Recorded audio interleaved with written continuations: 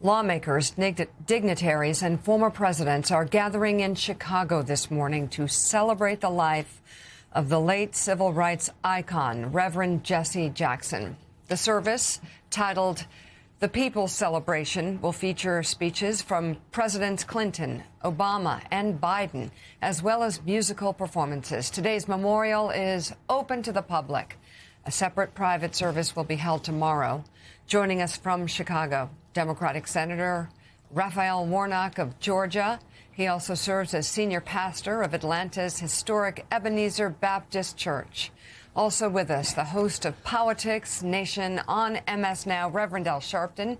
He is the president of the National Action Network. Both will attend today's service, and Reverend Al will deliver remarks. So, Senator, we always let senators go first, obviously. In this case, if we can talk to Reverend Al just for 1 second first, because Rev, obviously, Jesse was a mentor of yours. And you know, the thing that surprised me after his passing, of course, when you're in the arena, everybody's punching on you and everybody's fighting you. And I didn't hear any Republicans have anything nice to say about him back in the 80s. But I will tell you, I was shocked by the outpouring of respect and love that many people on the right had for Jesse Jackson, saying the guy was a one-of-a-kind orator, leader, and Brit Hume talking about how he thought he was immune to Jesse Jackson, like he was to all politicians, and went into a church and one of his final stops in Kentucky, and Brit Hume caught himself breaking down in tears at the extraordinary oratory and inspiration of Jesse Jackson. Talk about this man. He was very, very much so an inspirational person. And even when he was under attack and under great controversy, he would always tell us that he was mentoring to be gracious. So I think that he would be pleased to see the outpouring, but he would not tell us to get too caught up on it, to continue doing the work. And I spent, since I was 12 years old, many hours being chastised by him, mentored by him. And to see him today as we go to this funeral where 3 former presidents will be there, former vice president and others, gives him the kind of gravitas that he deserves in history, because he was a consequential figure. We're not just here because we loved him as a friend. He helped change this country. And I think that this celebration says that he is a man that came out of squalor poverty, a single mother household, and rose to such world effect and impact that we can celebrate him because his life celebrates us and makes us know we can make it. He continued Dr. King's work, and we must continue Reverend Jackson's work. Senator Warnock, good morning. Like you, of course, the Reverend Jesse Jackson brought his faith to politics, running 2 groundbreaking presidential campaigns in 1984 and 1988. And then in 2008, being there with tears in his eyes to see Barack Obama accept the nomination and then be elected president of the United States. What impact did Reverend Jackson have on you, your life, and your career? Reverend Jackson, of course, made America better. And I can tell you that as a kid who grew up in public housing, he was, for me, a larger-than-life civil rights superhero. I heard him say, "I am somebody," and I believed it. When he gave that speech in 1984 at the Democratic National Convention, I was a high school student. When he spoke again and literally just inspired the whole nation in 1988, I was a student at Morehouse College. He is the bridge between the civil rights activism of Martin Luther King Jr. and today's modern multiracial coalition politics that made Barack Obama possible, and it makes it possible for me to sit in the Senate and work on behalf of voting rights, civil rights, and to create a country where every child has a chance. And so amidst all the madness in Washington, I had to be here in Chicago to pay homage to a man who even in death summons all of us together, as you pointed out early on, Democrats and Republicans, by the sheer magnanimity of his spirit, his bold and vision for America.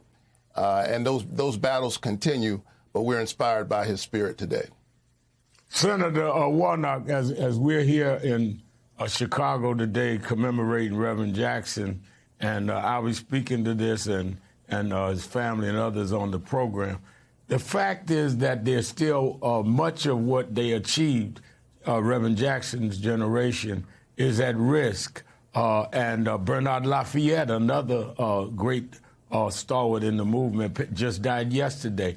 Talk about how today also ought to be a challenge to us with the Supreme Court looking at voting rights, with our dealing with DEI from this administration, that is not enough just to mourn Reverend Jackson and then mock him by being inactive tomorrow.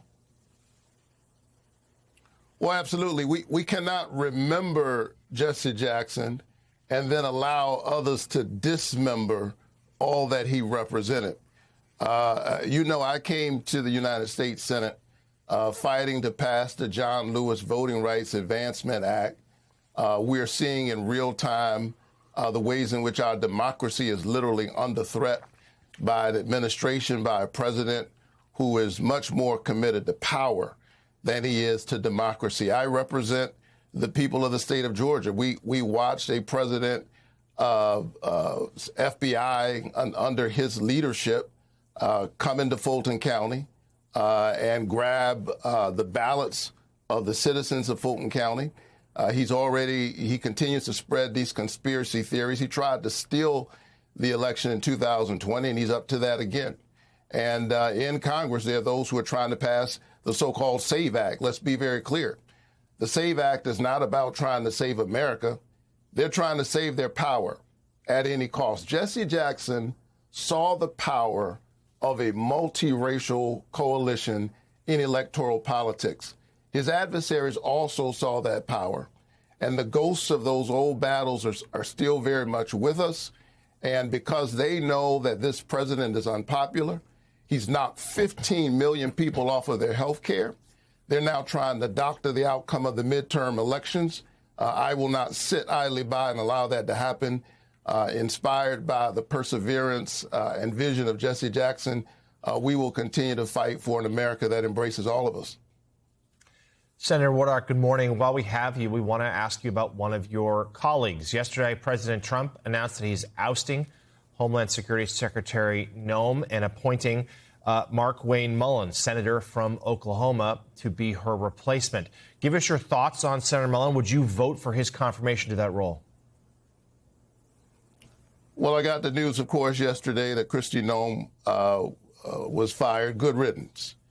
But what we are witnessing now is a change in the face of the policy. What I'm more focused on is the policy itself. It doesn't help to change the face if the policy remains the same. The truth is we are seeing masked men in unmarked cars tackling American citizens, trampling over their rights, barging into their homes without warrants, using toddlers as baits to capture their children. We need ICE to focus on, or this administration to focus on securing the border and getting violent criminals out of our country. That's what they said they were going to do. But this kind of running roughshod over the rights of citizens, this is un-American. It cannot stand. And that is the heart of the debate that you will see over the next few days around funding for DHS. All right. Pastor and Democratic Senator Raphael Warnock of Georgia, thank you so much for coming on this morning. And Reverend Al Sharpton, thank you as well. We will be watching Politics Nation weekends right here on MS Now. And Rev, we need to be honest here. And as my grandma from Rome, Georgia, and Dalton, Georgia would say, well, that really ripped the rag off the churn. We got to rip the rag off the churn. You said Jesse Jackson would often chastise you. We can now report that part of the time he chastised you was early on for coming on a program with me on it. Well, it happens. Well, but I tell you, he was a big fan of Morning Joe. You and him had differences early, but ended up a big fan. And he would critique me coming on the show. He called me later and said, you should have made this point. Or where did you get that necktie from? So he became an avid fan of Morning Joe.